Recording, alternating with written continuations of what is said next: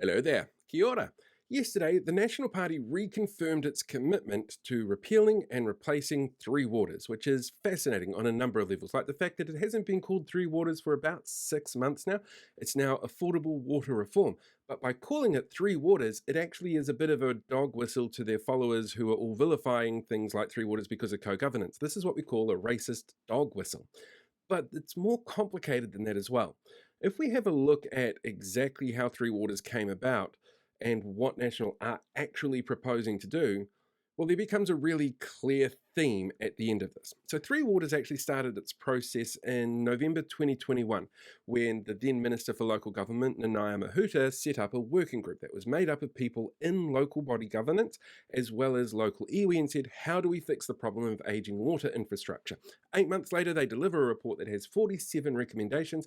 The government adopted 44 of those, which became the basis of Three Waters and the work that was done on that.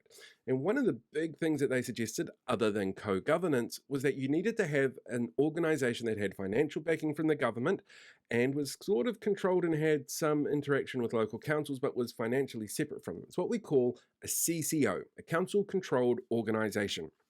Now, when this government got elected, one of the first things that they actually said to councils was, hey, you've got water control back. But that's not great for everybody. If you take something like the Far North District Council, for example, they're looking at a 30% rates increase because they now have to pay for 70-year-old water treatment plants to be replaced. These are so old that some of them are leaking sewage into local harbours, and that's far from ideal, and they're not the only council with this issue. Do you remember that cryptosporidium outbreak that occurred in Queenstown earlier this year? Well, Taumata Arawai did a report at the time that identified that 30 local body authorities were at the risk of something very similar happening. There are 66 local body authorities, which means that almost half of our councils are dealing with water infrastructure that's aging to the point that it could make people seriously ill. So what is National looking at replacing this with? Because it's easy to joke that they don't have anything to replace it with. They've never really given out specifics, but they did last week give us some kind of hint. They essentially want to set up what they call financially separate council-owned organisations, or CCOs.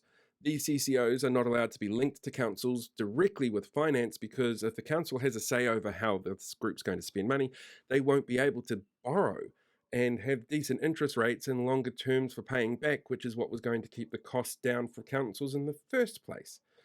The only real difference between what was initially presented under the Affordable Water Reform and what National is kind of considering doing now is co-governance. That's it.